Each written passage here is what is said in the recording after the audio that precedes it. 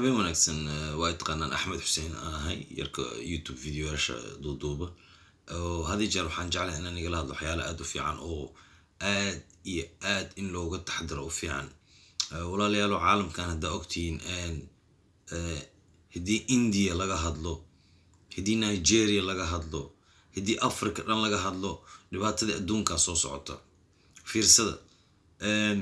dad waxaa jira hadda Soomaali xataa gabdho badan iyo niman xataa ku jiraan oo xishood sharaf ixtiraam niyad dhan ay ka dhimatay oo wax ay u joogaan adduunkan ay fahansaneen film ba wada noloshoodu waxay tahay dhan mala qiimo ma isiyaan because aqliga ebera hadii qofka aqliga aan loo buuxinin knowledge self respect system waxaas hadii aan la barin way halaabayaan marka waxa u maleynaa anaga dhibaatada nagu dhacday waxay tahay waxa haysanaa 10% oo 20 sano dagaalada lagu jiray jidka kalumeen waxa kamid hadda waxa la hadlay kuwa Soomaali jooga dhageysta videoyaashan qofka arka Ilaahay nagu dhaarshay spread samee kuwa oo Soomaali jooga because waxa keentay waxyaalo badan oo aan la yaabanaan tusina war dadkan Soomaalida muslimiinta hal waxaan ii sharaxaya dadka iscad cadeynaya maanta naaga waxa arkaysa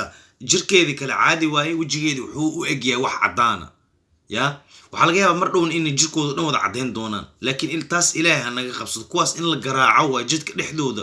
ninka ragga ee madoowa waraa adiga daciif ma taa aabahay dhalada ku dhashay sharmutada ku keenta adduunkan boqose ibn al-qahba ibn zainaba taa waraa nin rag rim dham ku jirto maxaa keentay ya naag ma cadaan ma ku jecesha kalarkeed ma ku jecesha kalarka naagta maxay ku leedahay adiga waxa laga dhaadhicmiyaa hadaa madow tahay qiimo ma leed miya that's what waxa aaminsatay gabdhaha oo saas aaminsan aaba ogahaba isnacab nacab gabdhaha waxa jir Ilaahay madow u ka dhigay baraxtiga oo qurux Ilaahay iska sii oo isnacab oo Ilaahay muxuu cadaan iga dhigay wasa naaya aan ku sharaxno waxa Ilaahay madow u kaaga dhigay iyo waryaa wasakh iyo daciifka naag tamas gadgada hooyaday dhalada ku dhasho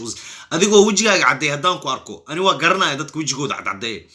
kii walba wajigiisa caday xamar dhexdeeda duu joogo hadii aan la feerin aniga waxaan ni arkaa dad daciifiin kuwa xamar dhex joogo ya faacali ma dhamaat faacali hallo telefoon hallo diro anaaba aqaanabe daahir iyo ciyaalka saaxiibadiis iyo ya uu korkorin jiray xamar dhexdeeda ya dadkaas in la soo kiciyo waa war waxaan wasaqday aan ugu badato wasaqda